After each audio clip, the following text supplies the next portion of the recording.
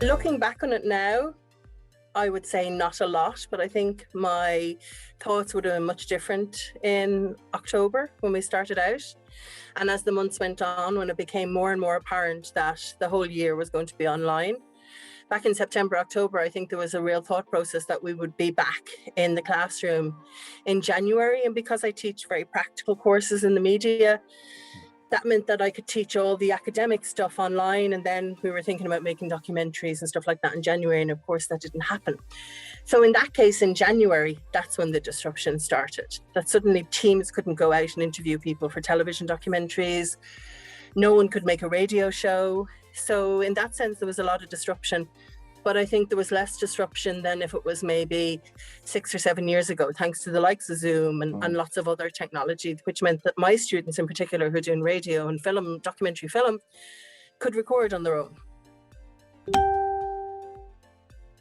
I think it's a great thing from my point of view. The level of retention that I saw this year was really up compared to other years. And I think a lot of that has to do with college is a very different experience to when I was in college, when I lived in a grotty flat in, Southside Dublin. Now students can't afford to live in the grottiest of flats. So they're traveling up and down from, in the southeast as far flung as, West Waterford. So they're having massive journeys and you get burnout from that. And you slowly but surely see students who possibly have to work as well, not being able to come in for that 9 o'clock lecture. But now they were able to have that 9 o'clock lecture in their bed, and it took some time for me to get used to that and constantly having to say, turn on your camera. But it was a massive advantage for them, I feel.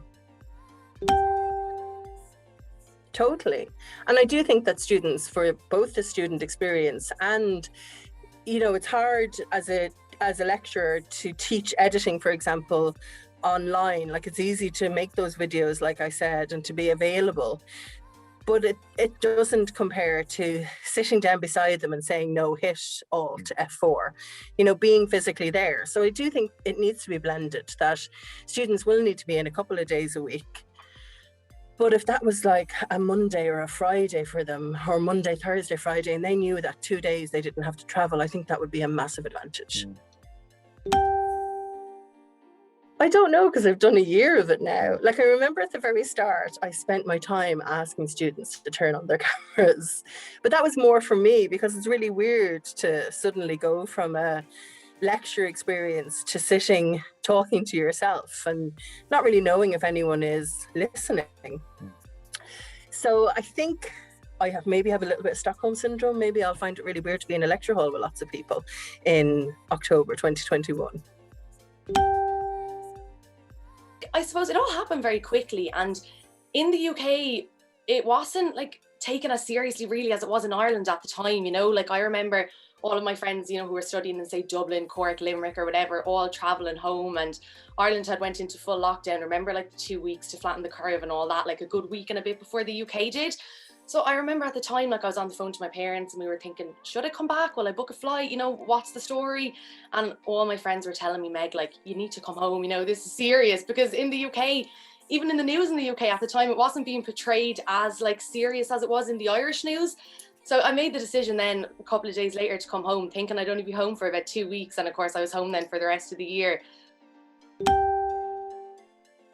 The general consensus with my friend group anyway would be that online is preferred. About kind of 80-20 split, I'd say, because some, like, I know a couple of my friends study science, and obviously, being in the labs to do experiments and stuff is really important. So with courses like that, you do need that bit of like on-campus learning. But with like business courses and, courses where you can kind of study from your laptop or from PowerPoints and things like that, I think my friends anyway do prefer having that freedom of being online, because as well, it gives you more freedom, it gives you more time in your day to do other things. Like the commute time is taken out of it. Like if you're going to lectures on campus, you're getting up, you're getting ready, you're traveling to uni, that takes time out of your day. You're chatting to your friends, you're getting distracted after your lecture, like, oh sure, we'll go for a coffee. Whereas when it's at home, you sit at your lecture during the time, no one's there to chat to you, no one's there to distract you. And even I found I was more inclined to do more work just after it while it was fresh in my brain and there was no distractions around me. And I suppose another thing is, people have jobs outside of university. And the fact that lectures are now being recorded and you can watch lectures and seminars in your own time, it gives you that freedom to go and do other things that you need to do in your life, and then do college, you know, when you have more spare time. So I think it works out in that way.